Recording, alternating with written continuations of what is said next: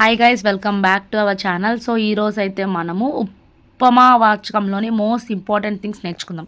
అంటే Telugu మెథడాలజీలో most important ఉపమావాచక బోధం, దాంట్లో ఉండే ఇంపార్టెంట్ థింగ్స్. ఇప్పుడు డిఫరెంట్ నేమ్స్. సో అంటే ఉపమావాచకానికి డిఫరెంట్ నేమ్స్ ఏ విధంగా వస్తాయి? ఉపమావాచకం అంటే నానిటేల్నే ఇంకో నేమ్స్తో ఏమని పిలుస్తాం? గౌణవాచకం, విస్తార పఠన వాచకం, పూరణ వాచకం, అనుబంధ వాచకం, సహాయ వాచకం.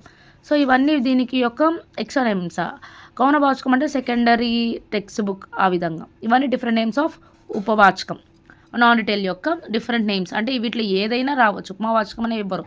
గౌణవాచకం అన్న విస్తార పట్టణం, విస్తారం అంటే నాన్ డీటెయిల్డ్, విస్తరించి చెప్పేది. పూర్ణవాచకం ఎక్స్టెన్సివ్ రీడింగ్, పూర్ణవాచకం. అనుబంధ వాచకం అంటే ఇంక్లూడ్ చేసుకుంటూ చెప్పేది. సహాయ వాచకం అంటే ఒక హెల్పర్ లాగా ఉండేది. అలా ఏది ఇచ్చినా అది ఆనే. సో ఈ ఉపమావాచక యొక్క ఉద్దేశాలు చూద్దాం మనం.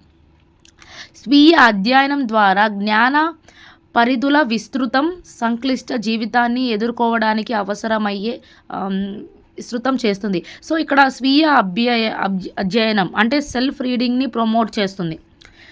అలాగే సంక్లిష్ట జీవితాన్ని ఎదుర్కోవడానికి అవసరమైన మనోధైర్యం కలిగిస్తుంది. సో అప్కమింగ్ ప్రాబ్లమ్స్ని, వాటిని ఫేస్ చేయడానికి కావాల్సిన స్ట్రెంగ్త్ని పెంపొందిస్తుంది నాన్ డీటెయిల్ అని. ఉత్తమ మానవీయ విలువలు పెంపొందించుకోవడం అంటే ఒక మంచి విలువలను, ఎథిక్స్ని మనం నేర్చుకోగలం ఉపమావాచకం ద్వారా. ఆత్మవిశ్వాసం కలుగుతుంది. విరామ కాల సద్వినియోగం, లీజర్ టైంని మనం యూజ్ చేసుకోవచ్చు. ఆత్మవిశ్వాసం, సెల్ఫ్ కాన్ఫిడెన్స్ పెరుగుతుంది. స్వయం అధ్యయన శక్తి, మౌన పఠనాభివృద్ధి, విస్తరణ పఠాభివృద్ధి. సో ఇక్కడ ఏంటంటే స్వయం అధ్యయన శక్తి, సెల్ఫ్గా స్టడీ చేసుకొని సెల్ఫ్గా అర్థం చేసుకోవడము, సో ఓన్గా ప్రిపరేషన్ అవ్వడము. మౌన పఠాభివృద్ధి అంటే ఇండివిజువల్గా ఓరల్ స్కిల్స్ డెవలప్ చేయడము. ఇవన్నీ డెవలప్ అవుతాయి. అందుకే ఇవన్నీ ఉపవాచక ఉద్దేశాలు అని చెప్పి అన్నారు. ఇప్పుడు నెక్స్ట్ మనం కిందకు వస్తే మెయిన్ ఇంపార్టెంట్ పాయింట్ ఇది. మూల గ్రంథాలు, నిఘంటువులు, మార్గదర్శ గ్రంథాలు చూసే అలవాటు పెంపొందించడం. సో మూల గ్రంథాలు, నిఘంటువులు వీటన్నిటి అలవాట్లు పెంపొందుతాయంట. దేనివల్ల? ఉపమా వాచకం వల్ల. నా మూవింగ్ టు వివిధ దశలు ఇది వదిలేయండి. వివిధ దశలు అంటే దీంట్లో ఉపమా వాచకంలో ఒక్కొక్క క్లాస్లో ఏ విధంగా ఉన్నాయో మనం చూద్దాం. సో ఫస్ట్ 1-2 క్లాసెస్లో దాన్ని ఏమంటామంటే మనం తెలుగు తోట అనే పేరుతో పిలుస్తాం. నాట్ ఓన్లీ 1-2 అండి, 3rd, 4th, 5th వరకు తెలుగు తోట అనే పేరుతోనే పిలుస్తాము. సో 1-2 తరగతులకు భాషా బోధనకి ఇచ్చింది 40 నిమిషాలు. 40 నిమిషాల్లో 45 నిమిషాలు 90 నిమిషాలు ఇచ్చున్నారు. 90 నిమిషాల్లో 45 నిమిషాలు క్లాస్ చెప్తారు, 45 నిమిషాలు నానిటేల్ చదివించాలి. సో 1-2 క్లాస్కి అయితే బాల సాహిత్యం, కథావాచకం, కథా కార్డులు, వాన చినుకులు ప్రపోజ్ చేసింది ఎన్సీఆర్టీ. సో ఈ నేమ్స్తో ఉంటాయి వాళ్ళకి ఉపవాచకం అనేది. సో ఇక్కడ బాల సాహిత్యం అనేది 1-2 తరగతిలో దేన్ని పెంపొందిస్తుందంటే ఉపమావాచకాన్ని పెంపొందిస్తుంది. సో బాల సాహిత్యం, వాన చినుకులు, కథా కార్డులు, కథావాచకం ఇవన్నీ వేటిని ఇండికేట్ చేస్తాయి అంటే నానిటేల్ని ఇండికేట్ చేస్తుంది. అలాగే 3rd, 4thకి వస్తే చెప్పారా 3rd, 4th, 5th కూడా తెలుగు తోటగా రీప్రజెంట్ చేస్తాయని. సో ఇక్కడ 3rd, 4thలో వచ్చి ఈ మాసపు పాట, ఈ మాసపు కథ అని చెప్పి మనం 3rd క్లాస్ లెసన్స్కి వస్తే తెలుగు తల్లి. సో ఆ లెసన్స్లో మనం చూస్తే మనకి ఈ మాసపు కథ, ఈ మాసపు పాట అని ఒక్కొక్క లెసన్కి రెండు అంటే ఒక మాసపు పాట, ఒక మాసపు కథ వస్తాయి. ఆ రెండు దేని కిందకు వస్తాయి అంటే అవన్నీ ఉపమావాచకం కిందకు వస్తాయి. ఈ మాసపు పాట కంఠస్థం చేయడానికి, ఇవి వచ్చి కథలు, వ్యాసాలు. ఒక కథ ఇస్తారు కదా, సో అలాగా. సో ఫర్ ఎగ్జాంపుల్ మనం జింక తెలివి తెలుసుకోవచ్చు, ఈసఫ్ కథలో నుంచి వచ్చింది మనకి. దానిలాగా ఇప్పుడు 5వ తరగతికి వస్తే మనకి ధారణ చేద్దాం, చదువుదాం, గేయాలు.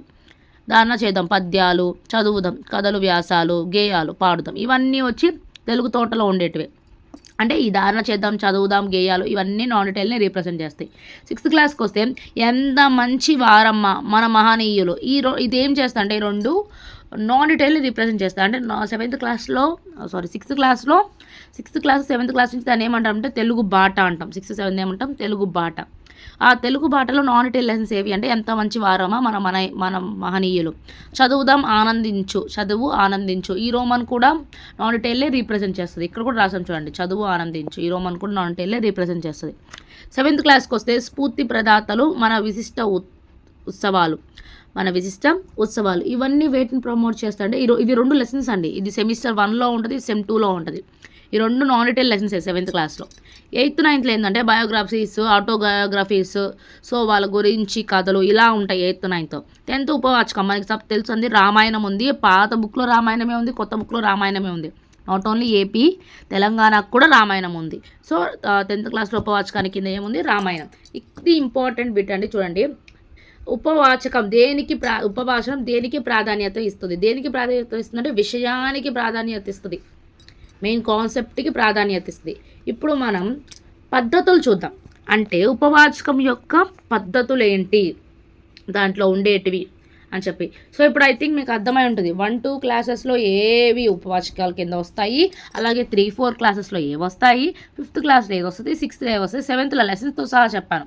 6th 7thలో మన మహనీయులు ఎంతో మంచి వారమ్మ మన మహనీయులు, స్ఫూర్తి ప్రదాతలు, మన విశిష్ట ఉత్సవాలు, ఆ విధంగా. ఇంకా 10thలో రామాయణం, 9th చాలా లెసన్సే ఉన్నాయి. అంటే ఈ స్వీయ చరిత్రలు, బయోగ్రఫీస్, ఆటోబయోగ్రఫీస్ ఇలా వస్తుంటాయి. పద్ధతులు అంటే ఉపవాచకాన్ని బోధించడానికి గల వివిధ పద్ధతులను మనం చూద్దాం. సో దానిలో మెయిన్ 7 ఉన్నాయి. ఆ 7లో చెప్తాం. కథానిక పద్ధతి అంటే కథానిక పద్ధతి, కథ ఫామ్, స్టోరీ ఫామ్లో చెప్పేది కథా పద్ధతి. ప్రశ్నోత్తర పద్ధతి అంటే క్వశ్చన్స్ అడగడం, క్వశ్చన్ అండ్ ఆన్సర్స్ ఫామ్లో ఉండడం, అది ఆ విధంగా కూడా ఉపవాచకాన్ని బోధించవచ్చు. ఇంకోటి పఠనా పద్ధతి అంటే రీడింగ్ మెథడ్లో, అంటే ఒక పారాగ్రాఫ్స్ని చదివి రీడ్ చేసి చెప్పే పద్ధతి పఠనా పద్ధతి. ఆ విధంగానే డెవలప్ చేయొచ్చు. లేదంటే ఉపన్యాస పద్ధతి, లెక్చర్ మెథడ్, ఇది కూడా టీచర్ సెంటర్డ్. అంటే పిల్లవాడు ఐడియల్గా ఉంటాడు, టీచర్ మొత్తం ఉపన్యాస పద్ధతిలో ఈ లెసన్ ఉపవాచకాలన్నింటినీ చెప్పచ్చు, అంటే ఉపవాచకాల లెసన్ని చెప్పచ్చు. ఇంకో చర్చా పద్ధతి, పిల్లల్ని లెసన్ రీడ్ చేసుకోరమ్మని చెప్పి వాళ్ళతో చర్చ పెట్టి చర్చా పద్ధతి ద్వారా కూడా చెప్పచ్చు. ఇంకా మోస్ట్ ఇంపార్టెంట్ స్వయం అభ్యాసన పద్ధతి, పరిశోధన పద్ధతి. సో ఉపవాచకం ఎందుకు ఇంపార్టెంట్, విషయాన్ని డెవలప్ చేయాలి, స్వీయ అభ్యసనాన్ని పెంపొందించాలి, అది ఉపవాచకం యొక్క మెయిన్ ఇంపార్టెంట్ థింగ్. సో అప్పుడు స్వయం అభ్యాసన పద్ధతి, పరిశోధన పద్ధతి పెంచడానికి ఉపన్యాస పద్ధతి మనకు ఉపవాచకం ఉపయోగపడుతుంది. సో ఇక్కడ ఏంటంటే స్వయం అభ్యసన పద్ధతిలో టీచర్ మార్గదర్శకుడుగా, సలహాకారుడిగా, ఎన్సీఎఫ్ ప్రకారం సౌలభ్యకర్త, ఫెసిలిటేటర్గా హెల్ప్ చేస్తాడు స్వయం అభ్యసన పద్ధతిలో. అలాగే పరిశోధన పద్ధతి, వాళ్ళు ఎక్స్పెరిమెంట్ ద్వారా నేర్చుకుంటారు ఆ లెసన్ని, ఆ విధంగా పనికొస్తుంది. ఇంకొకటి నియోజన పద్ధతి, అసైన్మెంట్స్ ద్వారా కూడా ఈ నియోజన పద్ధతి, స్వయం అభ్యసన పద్ధతి, పరిశోధన పద్ధతి, ఈ 2 అనేటివి చాలా చాలా ఇంపార్టెంట్. దేంట్లో ఉపవాచకాన్ని, నాన్ డీటెయిల్ని బోధనించడంలో, బోధనా పద్ధతుల్లో ఇంపార్టెంట్. సో ఇవన్నీ కూడా ఇంపార్టెంట్. ఈ రకాల్లో ఏ రకాన్ని మనము ఉపవాచకంలో బోధించడానికి ఉపయోగపడుతుంది అని అంటే మనం ఈ మెథడ్స్ చెప్పచ్చు. అంటే మనకి వివిధ రకాల బోధనా పద్ధతులు ఉన్నాయి. ఆ బోధనా పద్ధతిలో నాన్ డీటెయిల్ని బోధించడానికి ఉపయోగపడే మెథడ్స్ ఏవి అని అంటే ఈ మెథడ్స్ అని చెప్పచ్చు. మనకి చాలా మెథడ్స్ ఉన్నాయి కదండి. సో సైంటిఫిక్ మెథడ్, పరిశోధన పద్ధతి, ఆ విధంగా చాలా ఉన్నాయి. సో వాటి గురించి కూడా నేను చెప్తాను, బోధనా పద్ధతుల రకాల గురించి. అంటే టీచర్ సెంటర్డ్ వేరుగా, చైల్డ్ సెంటర్డ్ వేరుగా ఉన్నాయి మనకి. సో ఆ రకంగా వాటిలో ఇంపార్టెంట్. సో ఈ కథానిక పద్ధతి, ప్రశ్నోత్తర పద్ధతి, పఠనా పద్ధతి, ఉపన్యాస పద్ధతి, చర్చా పద్ధతి, సో ఇవన్నీ, అలాగే స్వయం అభ్యసన పద్ధతి, పరిశోధన పద్ధతి, నియోజన పద్ధతి, ఇవన్నీ కూడా మనకి ఉపవాచక బోధనంలో చాలా ఇంపార్టెంట్ థింగ్ అని మనం గుర్తుపెట్టుకోవచ్చు. సో త్రూ దట్ మనకైతే ఉపవాచకం గురించి బ్రీఫ్గా, క్లియర్గా అర్థమైంది. బోధనా పద్ధతిలో ఉపవాచకం గురించి మనం క్రిస్టల్ క్లియర్గా అర్థం చేసుకోవచ్చు. సో బాగా గుర్తుపెట్టుకోండి. వాన చినుకులు ఎవరు దాన్ని ప్రవేశపెట్టారు అని అంటే ఎన్సీఈఆర్టీ. అలాగే 1 నుంచి 5th క్లాస్ దాకా దాన్ని ఏమంటారు అంటే తెలుగు తోట, 6th 7th ఏమంటారు అంటే తెలుగు బాట. 10వ తరగతిలో గల ఉపవాచకం వచ్చి రామాయణం. 7th క్లాస్లో ఏంటి అని అంటే 7th క్లాస్లో 4 ఆప్షన్స్ ఇచ్చి 7th క్లాస్లో 10వ తరగతిలో ఉపవాచకానికి ఉన్న లెసన్స్ ఏంటి అని అడగచ్చు. అప్పుడు చెప్పచ్చు స్ఫూర్తి ప్రదాతలు, మన విశిష్ట ఉత్సవాలు, ఎంత మంచి వారమ్మ మన మహనీయులు, చదువు ఆనందించి, ఇవన్నీ 6th క్లాస్ కిందకు వస్తాయి. So these about guys. మీకు ఎవరైనా 3SC ప్రిపేర్ అయ్యే వాళ్ళకు ఉంటే వాళ్ళకి ఈ వీడియోని షేర్ చేయండి. అలాగే కొంచెం వీడియోని సపోర్ట్ చేయండి, ఛానల్ని కూడా సపోర్ట్ చేయండి, లైక్ చేయండి. So stay tune to my channel to get more updates. Thank you so much for watching my channel.